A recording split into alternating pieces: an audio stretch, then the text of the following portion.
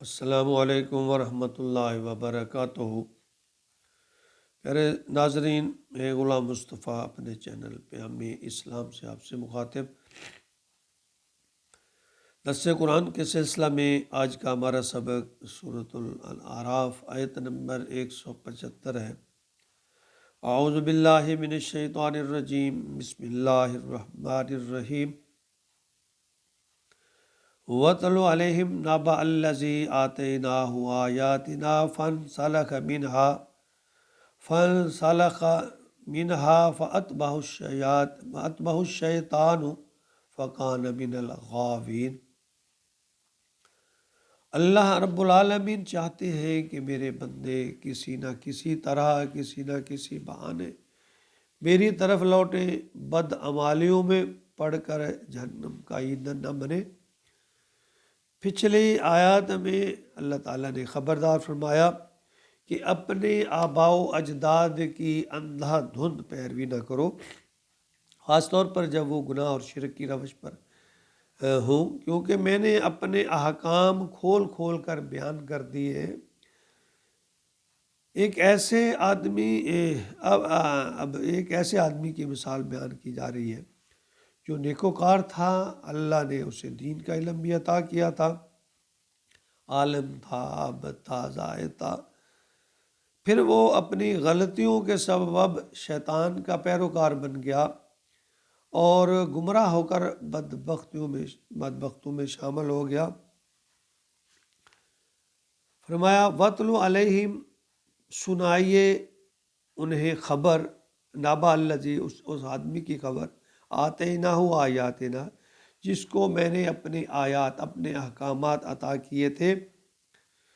یہاں جو نبا ہے نا، نبا کے معنی خبر کے ہوتے ہیں، یعنی قصہ کہانی نہیں، پکی بات، کوئی گزری ہوئی بات، کوئی واقعہ۔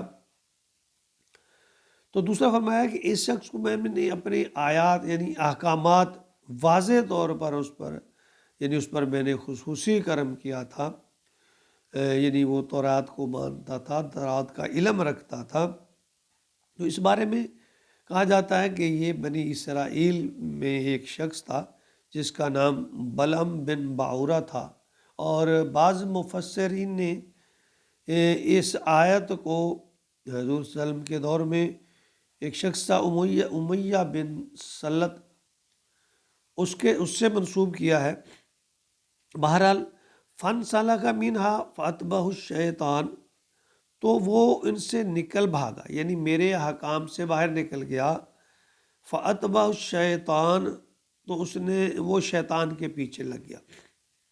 تو یہاں پھر ایک نقطہ جو خاص طور پہ کہ انسان خود غلطی کرتا ہے، شیطان اس کو مجبور نہیں کرتا۔ جب انسان خود برے راستے سے ہٹتا ہے تو پھر شیطان اس پہ جو اپنے ڈورے ڈالتا ہے۔ یعنی اللہ تعالیٰ کا فیصلہ ہے کہ ان عبادی لیس لک علیہم سلطان الا من اتبعک من الغاوین، شیطان کو کسی بندے پر کوئی اختیار نہیں، لیکن جب بندہ اللہ کی نافرمانی کی طرف لپکتا ہے اور برائی کر بیٹھتا ہے تو پھر شیطان کا آسانی سے شکار ہو جاتا ہے، شیطان پھر اس کے پیچھے لگ جاتا ہے۔ اگر وہ توبہ کر کے دوبارہ اللہ کے احکام کی طرف رجوع نہ کرے تو پھر بالآخر شیطان اس کو اپنے جال میں پھنسا لیتا ہے۔ فکان من الغاوین، تو وہ ہو گیا گمراہوں میں سے۔ یہ آیت جس شخص کے بارے میں قرآن تو اس بارے میں خاموش ہے، معتبر حدیثوں میں بھی اس کا نام پتہ کلیئر نہیں ہے، لیکن مفسرین نے صحابہ کرام کے چند اقوال سے اور بنی اسرائیل کی کچھ روایتوں سے یہ اخذ کیا ہے کہ اس کا نام بلعم بن باورہ تھا۔ جیسے کہ میں نے پہلے ذکر کیا کہ بعض کے نزدیک یہ امیہ بن سلط ان کا نام تھا۔ تو اس سے مراد کوئی بھی ہو، یعنی اصل میں کردار کی نشاندہی ہے کہ یہ یہودیوں کا بڑا عالم تھا، یا تھا یہ یہودی قید رکھنے والا، حضور کے دور میں تھا یا پہلے تھا۔ تو اس نے اپنے منصب کو استعمال کرتے ہوئے ذاتی جو شہرت ہے اس کو دنیا کی مال کی ہوس میں، فتویٰ فروشی میں، ضمیر فروشی میں اس لگا دیا، اور اپنا منصب اور دین کو ایک پیشے کے طور پر اس نے استعمال کیا، اور شیطان کی تباہ کی۔ اس نام نہاد عالم نے اس عطا کردہ علم جو اللہ نے اسے دیا تھا، اس نے اسے کردار و فکر کی بلندی اور رفتیں حاصل کرنے کی بجائے اسے اپنی خواہشات کی پیروی کی اس کی طرف لگا دیا، تو اللہ نے قرآن میں اس کی بدبختی کا اعلان فرما دیا۔ یہ سبق آج کے نام نہاد اور دنیا کے پجاری لوگ، جو آج کے علماء یا ایسے لوگ ہیں جو دنیاوی لالچ میں دین کا سہارا لے کر اپنی عاقبت خراب کر رہے ہیں، بلکہ قوم کی عاقبت بھی خراب کر رہے ہیں، تو دین کو پیشہ بنا کر دنیا کی ہوس کا شکار ہیں۔ وہ یہ بھول جاتے ہیں کہ یہ دنیا عارضی ہے۔ وہ اتنے مستغرق ہو گئے ہیں ان کاموں میں کہ انہیں دین نہیں نظر آتا، دنیاوی مفاد نظر آتا ہے۔ آیات کو بیچتے ہیں، فتووں کو بیچتے ہیں، مسائل کو بیچتے ہیں، اور پھر من گھڑت معاملات کو اللہ اور اللہ کے رسول کی طرف منسوب کرتے ہیں، چونکہ چنانچہ اگر مگر لے کر ایسا ہے ویسا ہے، اور ان کا جو نکتہ ہوتا ہے وہ دنیا کمانا ہوتا ہے، اور وہ دنیا کماتے ہیں، اور اسی میں وہ اپنے یعنی دین کو دنیا کی کمانے کے لیے استعمال کرتے ہیں، تو ان کے لیے آخرت میں کوئی حصہ نہیں ہے۔ اللہ فرماتے ہیں قیامت کے دن ان کے لیے کوئی حصہ نہیں ہے۔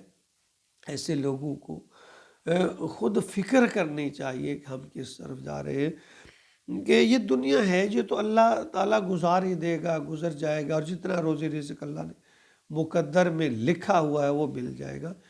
لیکن وہ اس معاملے میں اس قدر آگے نکل گئے ہیں کہ اب ان کا واپسی جو ہے بڑی مشکل ہے، ناممکن حد تک مشکل، اور پھر شیطان نے ان کو گھیر رکھا۔ اللہ تعالیٰ جس طرح فرماتے ہیں کہ جب انسان اللہ اور اللہ کے احکام سے منہ موڑتا ہے، دنیا کی طرف لگ جاتا ہے، تو پھر شیطان اس کا پیچھا کرتا ہے، شیطان اس کو گھیر لیتا ہے۔ تو ہمیں بھی سوچنا سمجھنا چاہیے کہ ہم اندھا دھند جو پچھلے آیت سے اگر اس کو جوڑیں تو یہاں پھر سارا اس کا لب لباب یہ ہے کہ ہم خود غور و فکر کریں، ہم اپنے بڑوں، اپنے آباء و اجداد، ان کے پیچھے اندھا دھند پیروی نہ کریں۔ دیکھیں انسان کو اللہ نے عقل سلیمہ دی ہے، فطرت سلیمہ پر پیدا کیا۔